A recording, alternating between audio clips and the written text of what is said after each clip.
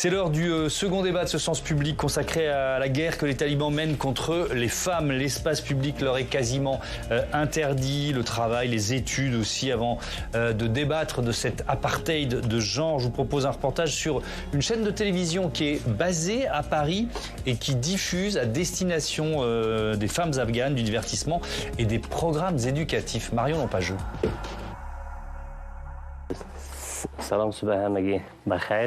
Zia, en charge de la diffusion des programmes, débute la journée par une réunion d'équipe, comme dans toutes les rédactions. Ici, autour de la table, une dizaine de journalistes afghans. Tous sont exilés et exercent leur métier depuis Paris. Ce matin, Diba enregistre son émission Tabassum, Sourire en Dari, un programme enregistré de 50 minutes autour de la santé mentale.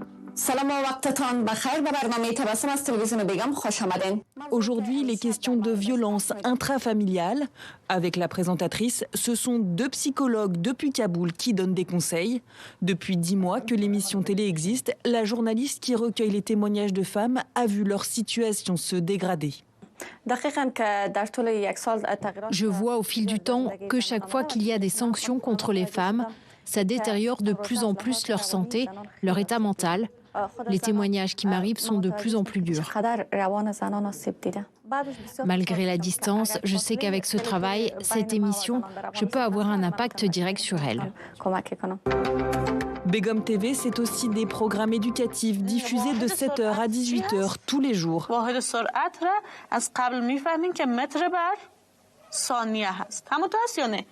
Depuis le retour des talibans il y a 3 ans, impossible pour les jeunes filles de continuer leur scolarité après l'école primaire. La chaîne qui émet par satellite peut entrer dans tous les foyers. Nassima est mère de 6 enfants et vit à Kaboul. Elle a 3 filles qui continuent leur éducation grâce aux 8500 vidéos déjà enregistrées. En tant que mère, je suis frustrée de cette situation. Toutes les mères sont désespérées de ne pas pouvoir envoyer leurs filles à l'école. Avant, je me préoccupais principalement de ma santé physique et de celle de mes enfants. Mais avec le programme de psycho, je sais maintenant qu'il faut soigner aussi sa tête et son cœur, car ça influence beaucoup notre quotidien et on souffre. Loin de l'influence du pouvoir taliban, Begum ne parle pas de sujets politiques. Le but, c'est d'aider les femmes, leurs familles, à supporter un quotidien qui s'assombrit toujours plus. Le soutien psychologique est essentiel parce qu'elles sont dans une situation de désespoir total. Tout le monde est en dépression, en femmes, enfants, les hommes, tout le monde, parce qu'il faut savoir qu'il y a une très dure récession économique. Les gens n'ont plus de travail, les hommes n'ont plus de travail. Il y a extrêmement de violence et de désespoir au sein des familles. La chaîne de télévision compte bien continuer à former les jeunes filles de tout le pays. Bientôt, des formations pratiques en informatique devraient voir le jour. Pour les soutenir, une collecte de fonds est ouverte sur Internet.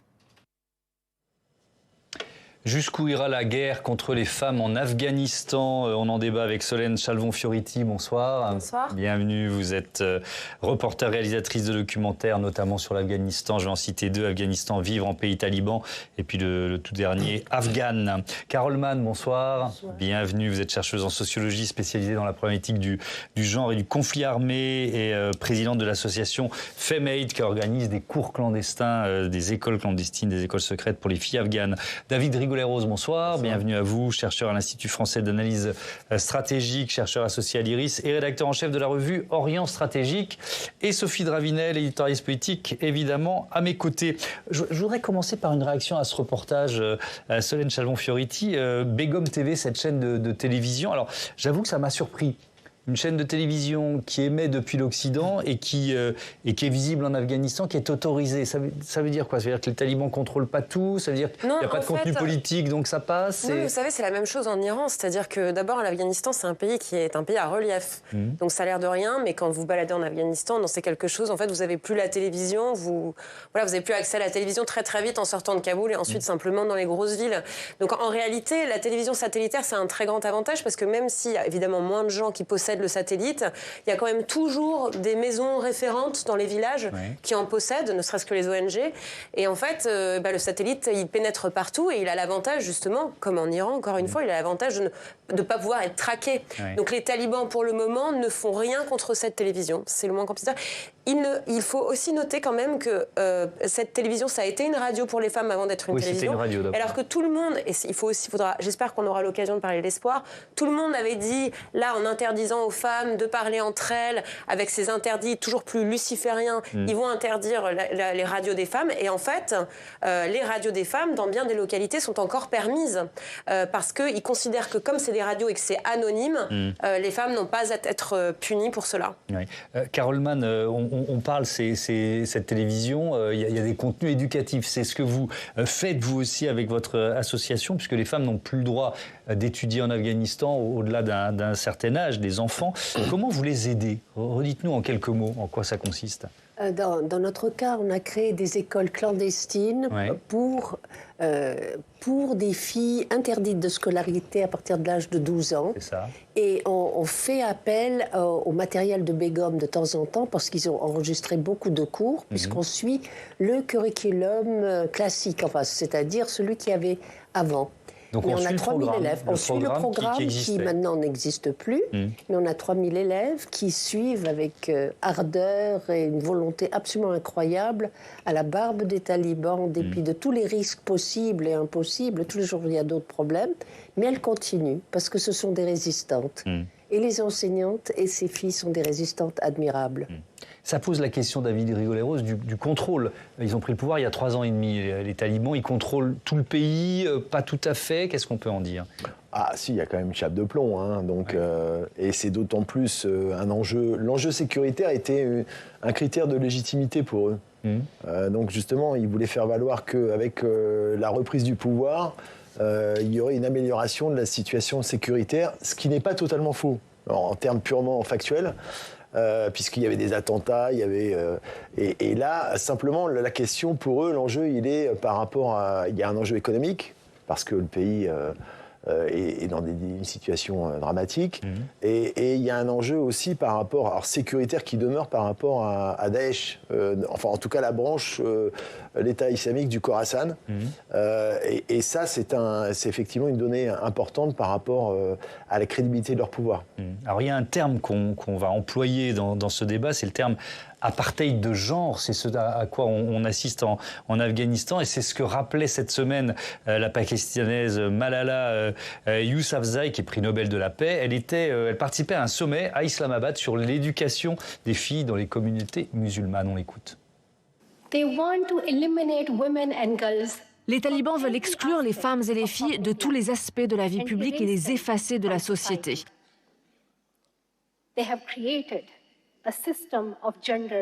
Ils ont créé un système d'apartheid entre les sexes.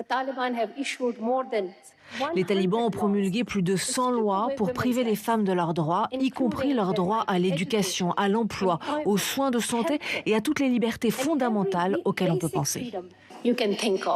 Alors effectivement, plus de 100 lois, et alors l'une des dernières en date, on est en absurdie, quoi. C'est l'interdiction, enfin les femmes afghanes privées de fenêtres, quoi. On peut dire ça comme ça. Alors il faut citer, le fait de voir des femmes travaillant dans des cuisines peut engendrer des gestes obscènes. Voilà la justification du régime, Solène Chalvon-Piron. Ouais, alors là encore, on est dans l'invisibilisation. On est dans une espèce d'autoroute à l'effacement qui, franchement, même pour des gens qui couvrent comme nous l'Afghanistan depuis des années, qui a défié tous les pronostics, même les plus pessimistes. Il faut quand même, là encore, juste rappeler que cet interdit, par exemple, il ne veut rien dire. C'est-à-dire qu'interdire aux filles d'aller à l'école après 12 ans, c'est très grave. C'est plus d'1,5 million de jeunes filles qui sont stoppées du jour au lendemain. Stopper les filles, stopper les fenêtres, arrêter des fenêtres dans les maisons, ça ne veut rien dire dans un pays où on ne construit plus, où Hamida Aman l'a bien dit. Oui. C'est un pays en récession économique. Je voudrais juste aller au bout de musée pour vous faire comprendre que, en fait, personne ne construit des maisons. Et en plus, ça ne se fait pas du tout en terre afghane d'être celui qui dit « j'ai vu une fille, j'ai vu une silhouette de femme à la fenêtre ». Vous voyez, donc c'est plus de la communication à l'égard parfaitement. Notamment de nous occidentaux. Ce n'est pas du tout de la provocation, c'est juste que la ligne dure du mouvement, qui est celle qui a pris toute la place, est parfaitement cohérente, très très extrémiste, et que son obsession du début à la fin, et encore là il y a vraiment une escalade, son obsession c'est les femmes. Ils peuvent aller encore plus loin, vous savez dans les années 90 ils ont empêché les femmes de laver le linge à la rivière, ils peuvent empêcher aux filles d'apprendre à lire, donc ils peuvent aller plus loin mais ils sont parfaitement cohérents par rapport à leur ligne. Et dans cette masse d'interdits effarants, c'est vrai qu'il y a des interdits très graves qui ont une vie, qui ont une réalité sur le terrain qui est sidérantes, et d'autres comme ça qui en fait ne sont pas traduits par des effets. Vous voyez quand ils empêchent aux femmes de parler... Et on n'a pas muré des fenêtres dans les maisons existantes. Non, de la même manière que vous arrivez à Kaboul à l'aéroport, et j'y étais il y a 3 semaines, et que les femmes se parlent tout de suite en arrivant dans l'aéroport de Kaboul, alors qu'ils ont empêché, il y a cet interdit qui empêche aux femmes de prendre la parole en public, c'est-à-dire voilà, avec une voix forte en fait. Donc en fait les gens arrivent courageusement à contourner certains interdits, comme Carole Mann d'ailleurs le fait avec son association. En fait, quand on parle de résistance, etc., c'est le travail de ces femmes-là, la résistance de l'Afghanistan. Je veux bien insister là-dessus, parce que vous vouliez le faire, vous aussi, Carole Mann. C'est-à-dire que on va pas...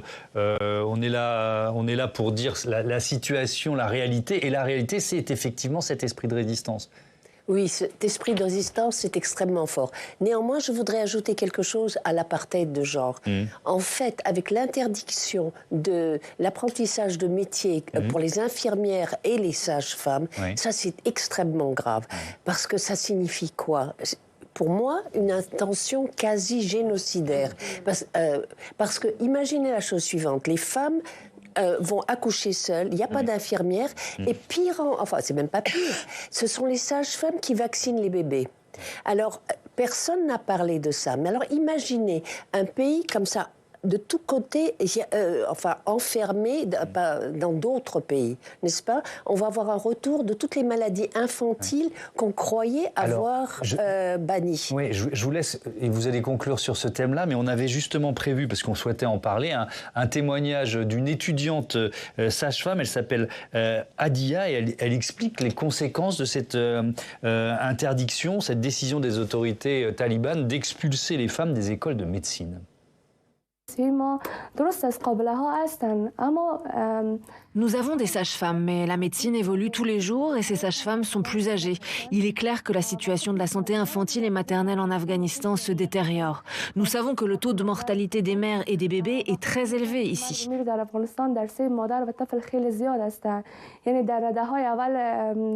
L'Afghanistan a l'un des taux de mortalité maternelle et infantile les plus élevés. Quand je vois la situation dans notre pays, je me dis qu'il ne devrait pas y avoir d'enfants qui naissent ici.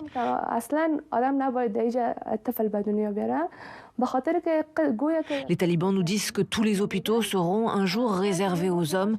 Je ne pense pas qu'une femme veuille qu'un médecin homme l'accouche.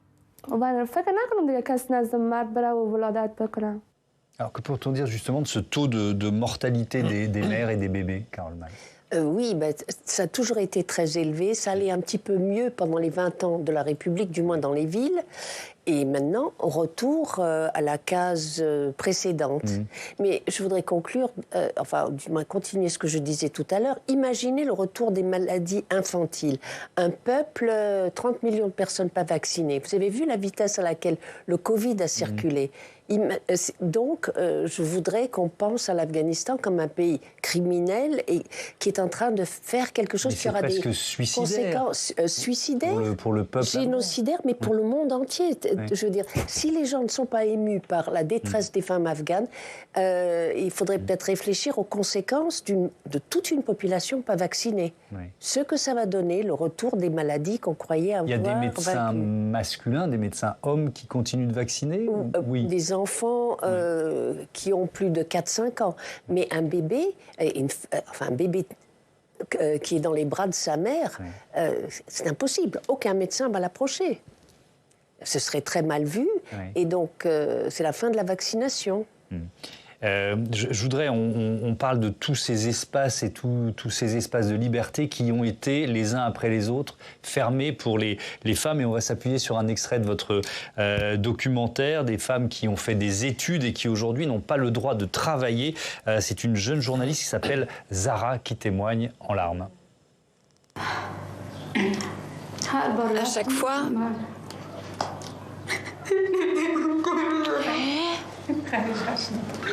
que je fais un entretien, on me dit que je ne peux pas être embauchée parce que je suis une femme. Je ne suis qu'une femme.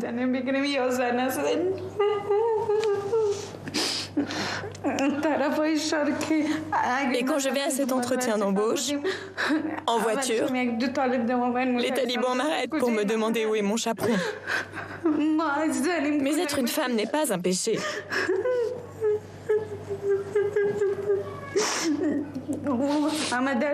J'ai étudié dur pour avoir un bon avenir. J'ai poursuivi mes rêves. J'avais tellement d'envie, de passion.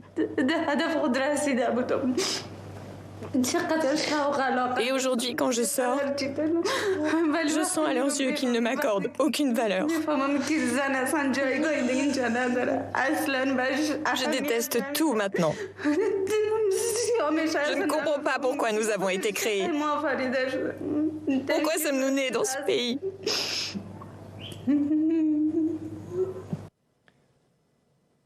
Je ne comprends pas pourquoi nous avons été créés.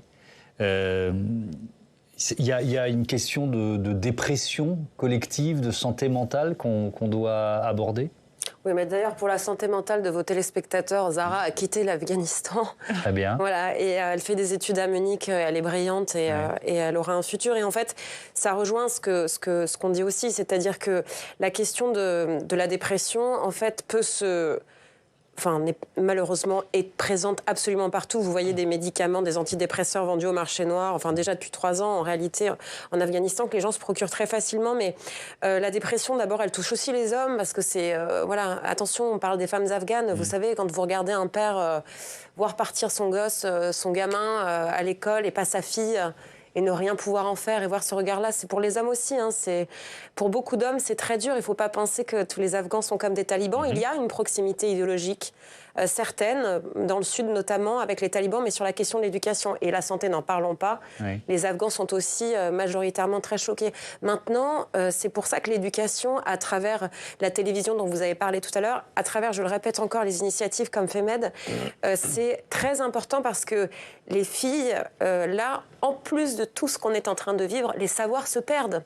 Vous avez des milliers de filles qui sont bac plus 7, bac plus 8, bac plus 9, qui ont fait médecine, qui ont fait ingénieur, et en fait qui se retrouvent avec des compétences que personne ne régénère. Donc, Zahra, elle va avoir la possibilité d'apprendre un métier. Elle espère un jour de revenir en Afghanistan, mais c'est vrai que... Comment elle a réussi à quitter le pays ? Elle a été aidée elle a été aidée par des gens dans son parcours. Elle a, comme beaucoup d'Afghanes, en fait, elle a été très courageuse et elle a traversé la frontière pakistanaise, qui est une frontière très dangereuse. Et ensuite, elle a tapé au consulat de France et elle a été entendue parce qu'il y a encore des diplomates qui font le travail. J'espère d'ailleurs qu'on va pouvoir parler de ça. C'est-à-dire, c'est facile de dire que les talibans sont très méchants. On est tous d'accord, je crois, là-dessus. Même les théocraties islamiques le font. Maintenant, qu'est-ce qu'on fait au niveau international ? On va en parler, c'est prévu. Merci beaucoup. Ne vous inquiétez pas. David Rigolaros, je voudrais qu'on remonte à l'été 2021, quand on nous promettait les talibans 2.0. Comment ont-ils piégé les Américains, une grande partie de la communauté internationale ?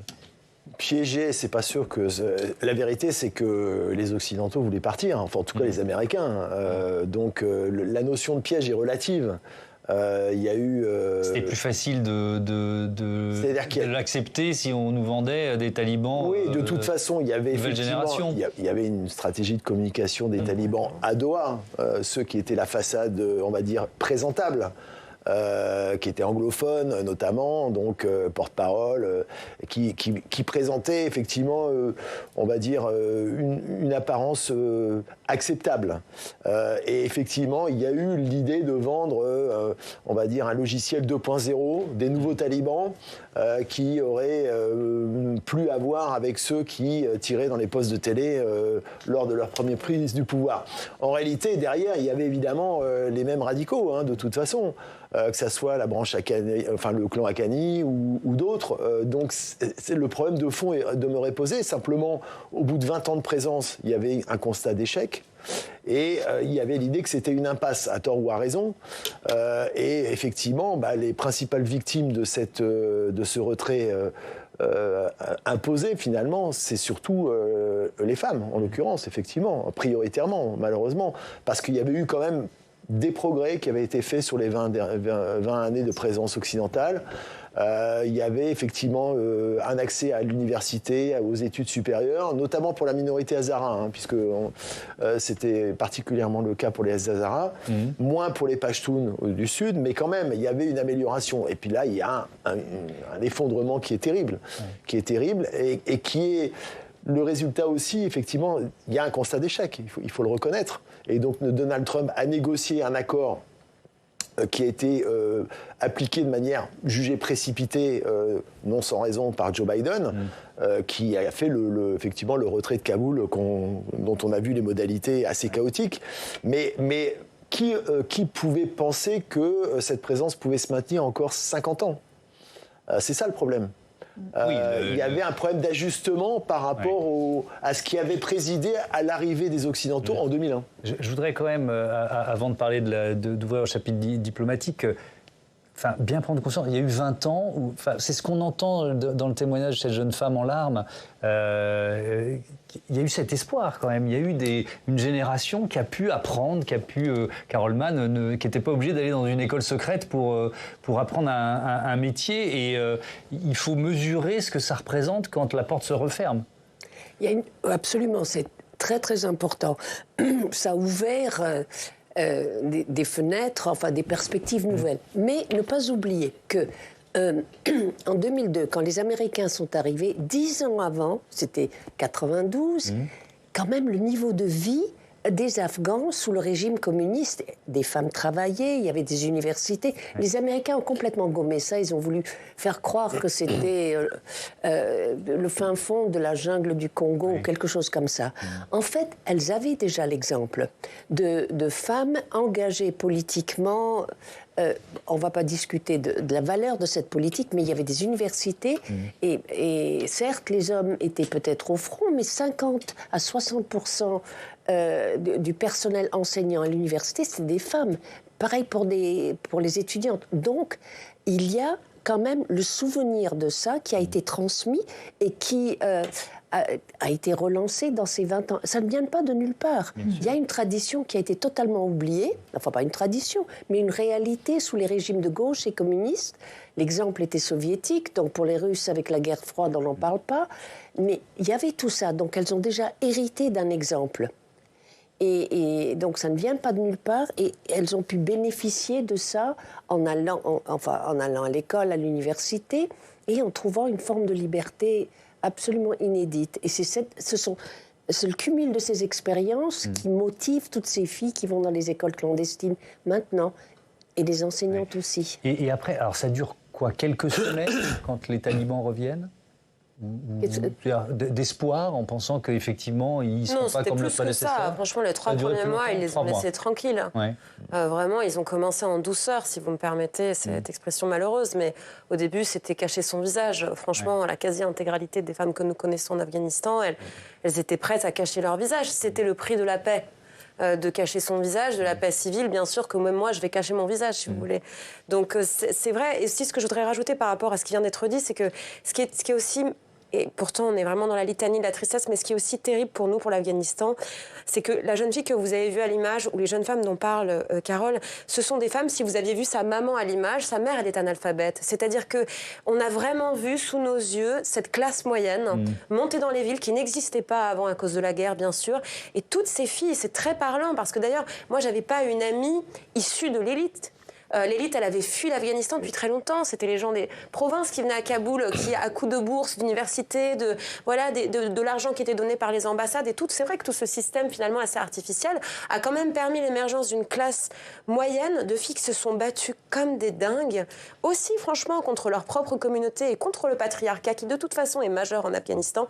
Et que là où on voit très bien qu'en Iran, des filles éduquées ne se laissent pas du tout faire, et ben en Afghanistan, il faut le dire, les talibans sont capables impossible d'effacer complètement cette génération éduquée. Mais en Iran, le paradoxe, c'est que c'est l'État qui a favorisé l'accès aux filles. Bien sûr, la ça se retourne aujourd'hui contre l'État, mais c'était... Les talibans le voient. Les talibans, ils voient ce que ça donne des filles en République islamique qui vont à la fac, donc ça leur donne pas envie du tout, croyez-moi. Donc c'est pour ça qu'ils ont fermé cet accès c'est un contre-exemple, en fait. à l'enseignement dès l'âge de 12 ans. Peut-être même moins dans certaines... Oui, alors je dirais pas que c'est pour ça, mais ils ont de toute façon, c'est pour ça, parce que c'est leur cœur, leur corpus idéologique, et évidemment, ils voient aussi, juste de l'autre côté de la frontière, ce qui se passe quand les filles vont à la fac. Alors, faut-il boycotter ce régime des talibans, maintenir un dialogue? On va en parler tout de suite, Sophie, mais d'abord, on écoute le porte-parole de ce gouvernement taliban. C'était lors du 3e anniversaire de la prise de pouvoir. À l'heure actuelle, de nombreux pays ont exprimé le souhait de s'engager avec l'Afghanistan. Nous élargirons notre engagement à l'avenir. Nous allons relancer nos relations avec l'Europe et nous avons déjà des liens avec des pays de la région. Nous avons de bons échanges avec les voisins et les pays musulmans. Nous avons un nombre limité d'ambassades qui ne sont pas actives. De même, seul un nombre limité de missions afghanes à l'étranger ne sont pas ouvertes ou ne sont pas en contact avec nous. La plupart d'entre elles le sont. Il s'agit d'un engagement formel. Et Sophie, on va parler des relations, plutôt de l'absence de relations entre la France et l'Afghanistan. Absolument. Sur le site de l'ambassade de France en Afghanistan, une page est consacrée à la liste des ambassadeurs de France à Kaboul, intitulée « Depuis 1923 jusqu'à ce jour ». Tout en bas, après la longue liste agrémentée de photos des hommes et des lieux en noir et blanc puis en couleur, une fine mention signale que le papier, en l'occurrence, date du 7 septembre 2020. Le dernier ambassadeur signalé est David Martinon, resté jusqu'au bout, jusqu'à la fin en 2021. Depuis, plus rien. La page est suspendue, comme les relations entre les deux pays. Aucun État ne reconnaît le régime des talibans ? Exactement, mais des signes d'évolution pourtant sont à noter. On l'a observé en juillet dernier, donc au Qatar, avec la 3e conférence de Doha sur l'Afghanistan, sous l'égide de l'ONU. Une délégation du régime des talibans y a participé. Elle n'avait pas été invitée à la première, elle avait boudé la seconde.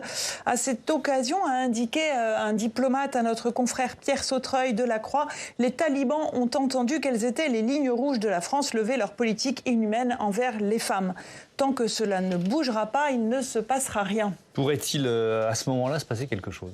Et rien pour le moment n'en donne le sentiment, même si les talibans ont l'air friands de tout ce qui pourrait les normaliser. Des ambassades, en effet, s'ouvrent à Kaboul. Mais pas celle de la France. En effet, dans la capitale, ne reste que l'hôpital pour la mère, pour l'enfant, cofinancé par la France à l'heure de Bernadette Chirac. Et la GACAN l'avait cofinancé, il est toujours debout. Certains diplomates, cependant, appellent à la reprise au plus vite des relations donc diplomatiques. C'est le cas de l'ancien ambassadeur Jean-Yves Berthaud, qui fut chargé d'affaires à Kaboul entre 1997 et 2001, avec des passages réguliers.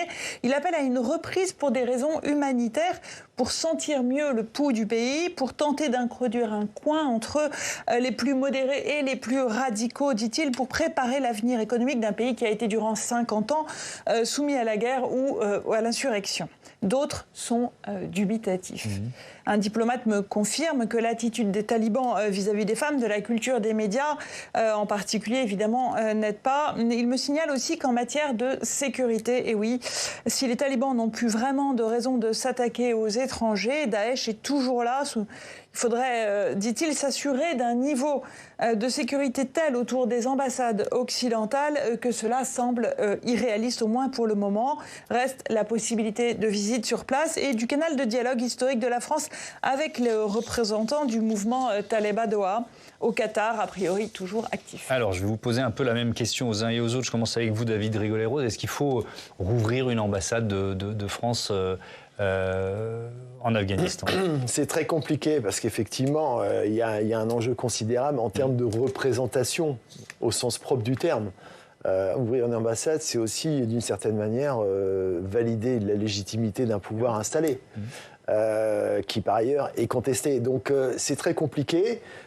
Mais en même temps, ne pas le faire, c'est aussi favoriser, on va dire, l'ostracisation qu'ils recherchent d'une certaine manière, en tout cas l'étanchéité qu'ils souhaitent maintenir. Donc c'est un débat qui est difficile à trancher. Certains pays de la région, enfin de l'entourage, ont fait des choix différents, plus par intérêt d'ailleurs que par conviction.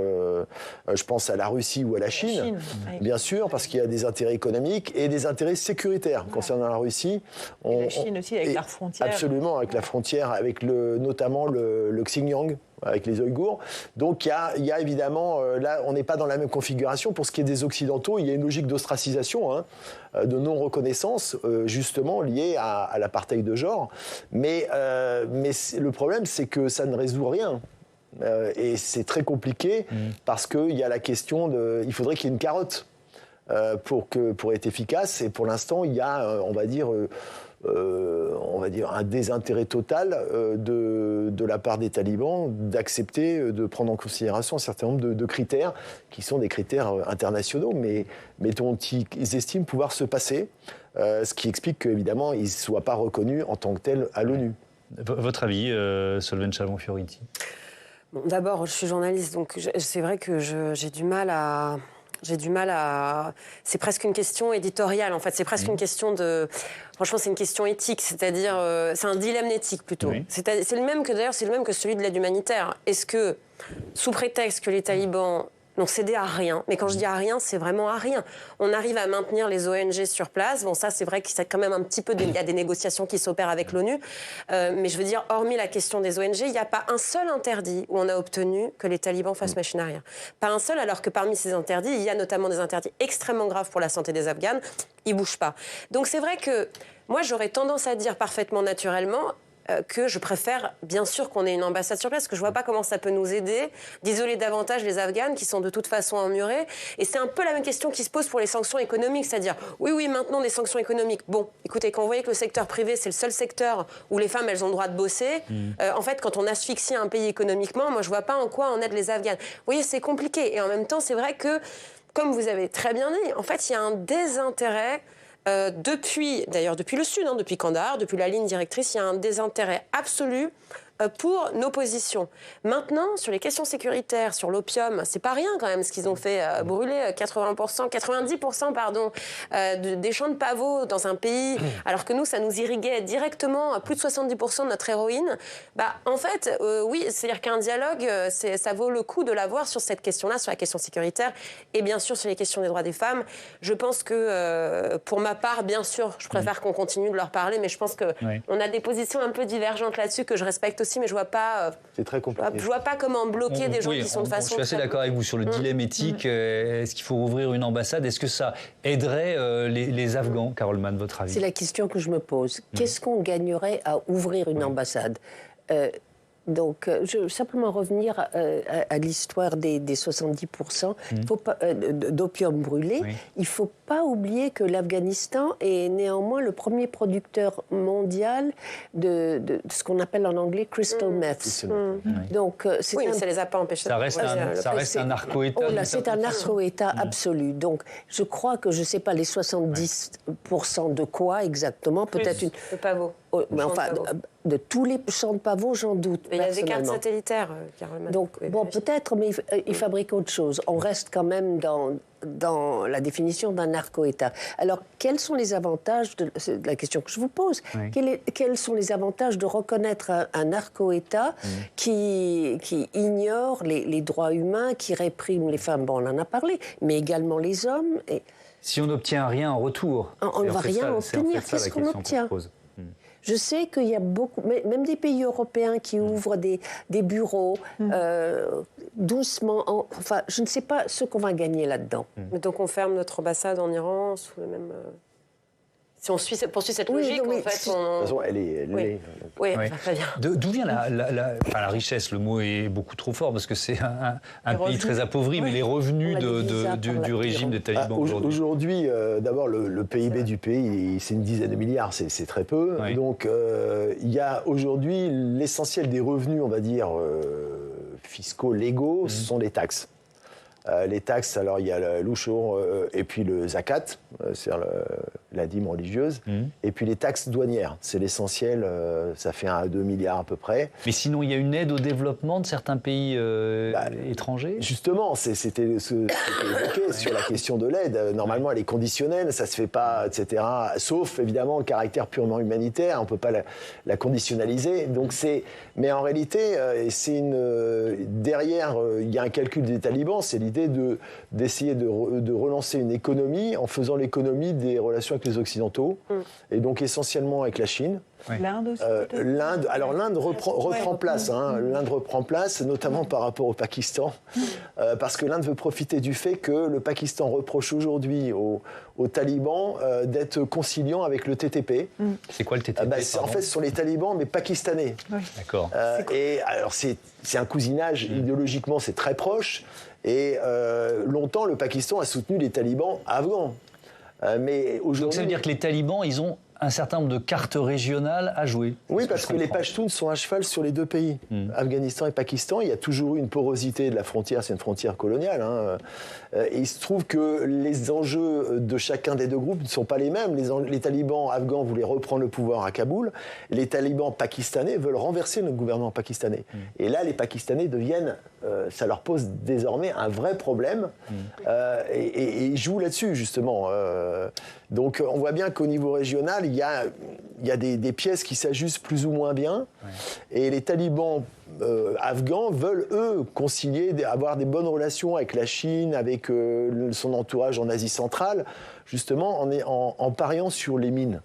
Sur les ressources minières. Le lithium. Oui, le lithium notamment. Ce serait un peu aujourd'hui ce qu'on pourrait appeler, comme le Zaïre le fut en son temps, un scandale géologique, puisque il y a effectivement des ressources minières colossales sur lesquelles lorgne la Chine, parce qu'en plus ce sont des ressources qui sont pour les téléphones portables, les batteries de voitures électriques, etc. Et donc l'enjeu est considérable. Et puis ce qui est intéressant aussi, c'est que ça rejoint... vous savez, les talibans, quand ils sont arrivés, je me souviens, les Afghans disaient beaucoup, même pour des gens qui n'étaient pas du tout talibans, disaient, bon, ce sera au moins la fin de la corruption, tant la gabegie, en fait, de la précédente République... devenait insupportable. Et donc, sur cette question-là, les talibans, ils ont eu les 2 premières années, je me souviens bien, ils ont eu vraiment une forme de reconnaissance, quoi. Et en fait, là, on est en train de voir, comme évidemment leurs combattants sont très mal payés, comme tant de gens ont faim, comme en fait, il y a plus d'argent dans les caisses de l'État. Sur la question des mines, notamment, moi j'étais à la frontière tadjik, sur la question des mines, on voit apparaître ce qu'on ne voyait pas du tout l'année dernière, c'est-à-dire, vous êtes dans un village du nord Badakhshan, à quelques kilomètres de la frontière tadjik, la Chine est tout proche, et en fait, la mine, la petite mine locteuse, cachée derrière 3 rochers, en fait, elle appartient à un combattant taliban, mais qui ne le fait pas savoir à Kaboul. Enfin, vous voyez, tout ce réseau mafieux qu'on connaissait, en fait, sur les mines auparavant, et qui deal directement, d'ailleurs, souvent avec la Chine ou avec le Pakistan, ils ont des agents talibans par endroit qui les gèrent eux-mêmes. Donc, même sur la question de la corruption, je veux dire, encore une fois, où ils avaient vraiment une chance, je dis, les talibans, on leur a donné une chance. Le pire, c'est qu'ils ont eu une chance de faire quelque chose d'autre de ce pays, puisqu'on leur a vraiment donné les rênes,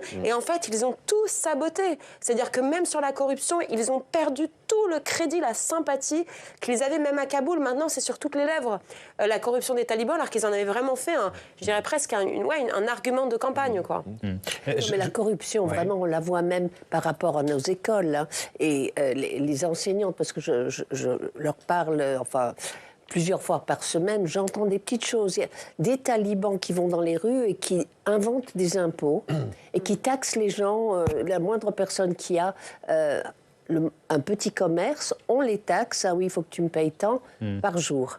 Et c'est écrit nulle part. Ils n'ont pas de reçu. Et ça s'appelle du racket, ça. Alors, c'est du racket. Ouais. Et une autre chose, ne pas oublier que, et ça je le sais parce que quand il faut payer les enseignantes, le taux du afghani, la monnaie locale, est de plus en plus élevé. Les Américains, comme vous le savez, envoient 3 millions de dollars en cash toutes les semaines par Dubaï. C'est des valises de dollars qui arrivent. En Afghanistan. En Afghanistan. Là, les Américains, dans le Congrès, est en train de se demander pourquoi on fait ça, etc., etc. Mais depuis le début, c'est parce qu'ils veulent se positionner par rapport aux Russes et aux Chinois. C'est de la folie totale. Oui, moi, je suis très surpris de ça. Les Américains continuent de financer le régime des talibans, David Rigolard. C'est des valises de dollars. Oui, alors... Pas officiellement. Non, alors de toute façon, il y a de l'argent qui circule d'une manière ou d'une autre, parce qu'effectivement, il y a effectivement pour les Américains, il y a le problème de ne pas laisser. Il y a eu un vide qui s'est opéré en 2021. Et le retrait, effectivement, la nature a horreur du vide. En géopolitique, c'est comme en physique. Donc le vide, évidemment, a été comblé très rapidement. D'ailleurs, il y avait des velléités avant, notamment par la Chine, qui s'implante. Elle était déjà présente, elle avait la mine d'Ainak, la mine de cuivre. Depuis des années. Depuis des années, sous-exploitée, parce qu'il y avait le problème, évidemment, d'insécurité. Et donc, les liens avec les talibans se développent à grande vitesse avec la Chine. La nouvelle route de la soie. Il y a la nouvelle route de la soie qui contournait jusqu'à présent et qui passerait éventuellement, il y aura un tronçon qui passerait. Et donc, évidemment, c'est un problème pour les Américains, parce que, comme il y a la rivalité stratégique avec la Chine, l'Afghanistan se retrouve de nouveau, finalement, dans une forme de grand jeu, de manière indirecte, tel qu'il avait pu être effectif précédemment. Ouais. On parlait, Sophie l'évoquait tout à l'heure, de cette réunion internationale à Doha, c'était en juin dernier, sous l'égide de l'ONU, sauf qu'il a fallu accepter les conditions des talibans, Solène Chalon-Fioretti. Oui, mais ça s'est fait sans aucune femme autour de la table, c'est ça ? Oui, mais je veux dire, là, encore une fois, moi, je veux dire, regardez ce que vous avez face à vous. Enfin, c'est tellement sidérant. Qu'est-ce que vous faites ? Encore une fois, est-ce que vous n'y participez pas ? Du coup, vous ne les revoyez plus jamais. Oui. Et donc, vous ne posez plus jamais aucune condition. Et donc, vous ne leur parlez plus jamais frontalement de la question des femmes afghanes. Oui. Ou est-ce que... Donc, il faut mieux les faire venir autour de la table, quitte à accepter mais moi, de toute façon, je suis toujours pour faire venir les gens autour de la table. Je suis toujours pour essayer de comprendre l'autre. Et surtout, quand il peut pas être plus autre, justement, que moi. C'est-à-dire que entre les talibans qu'on rencontré les 3 dernières années, même, je vais vous dire, les ministres qui sont arrivés à Kaboul il y a 3 ans, moi je me souviens, c'était facile d'aller les voir, ils parlaient anglais, ils avaient des filles à la fac, dans d'autres pays, au Pakistan, au Qatar. Enfin, il faut voir aussi, maintenant, vous allez dans un ministère, les hommes à l'entrée sont très très durs, parfois ils ont des fouets, une fois on m'a crevé les pneus de ma voiture parce que j'étais pas passée par l'entrée des femmes. Enfin, il y a un raidissement, une radicalisation, et donc après on peut se dire mais non, mais il fallait leur parler différemment, ou non, il fallait pas leur parler du tout. Enfin, avouons juste qu'on est face à des gens qu'on ne comprend pas, qui ne considèrent pas, c'est d'ailleurs les mots qu'a eu Malala Yousafzai, et je comprenais ce qu'elle voulait dire, qui ne considèrent pas les femmes comme des êtres humains. Je crois que c'était... à l'apartheid. Oui. En fait, voilà, je pense que ça peut pas être mieux dit, c'est-à-dire qu'on peut se dire qu'ils sont très méchants. Enfin, ils pensent, eux, je vous assure, vous les verriez sur les projets de développement avec la Chine, vous les verriez par ailleurs quand ils vous accueillent, quand ils accueillent des étrangers, vous n'y comprenez rien, parce qu'ils ont gardé, si vous voulez, une culture afghane très forte de l'hospitalité. Ils ont beaucoup d'ingénieurs, ils ont des médecins même parmi eux. Mais sur la question des femmes, vous êtes une femme, vous n'êtes pas un être humain. C'est-à-dire que vous n'avez pas les mêmes droits du tout. Je dirais même pas que les animaux, d'ailleurs, vous êtes juste enfermés. On parlait de l'esprit de résistance, et on va conclure là-dessus avec vous, Carole Mann, des femmes, mais peut-être aussi des hommes. Alors ma question, elle est volontairement un peu naïve. Il y a une forme d'opposition aux talibans qui existe là-bas, qui est secrète. Vous nous parliez des écoles secrètes que vous soutenez d'ici. Il y a une opposition politique ? Ça, je ne sais pas. Je ne vois pas une grande opposition chez les hommes. Je pense que ça va finir par exister parce que le niveau de scolarité, par exemple, est en chute libre. Et même, il y a ce projet d'éducation scientifique où on veut exclure tous les scientifiques non musulmans. Donc, ça ne laisse pas grand monde. Donc, est-ce que ça va venir ? Mais en attendant, ce sont les femmes qui résistent. Et peut-être elles pourront attirer les hommes dans leur sillage, ce que je souhaite vivement. Ce que l'on souhaite. Merci à tous d'avoir participé à ce débat. À bientôt sur Public Sénat. Voilà, c'est la fin de ce Sens Public. Je vous dis à lundi. Vous pouvez d'ici là nous retrouver, revoir nos émissions, nos débats sur publicsénat.fr, sur notre plateforme où nous écoutez en podcast. Et notez que l'invité de la matinale demain, ce sera Bertrand Badi, évidemment. Il sera encore question de cette actualité internationale, notamment au Proche-Orient. Belle soirée.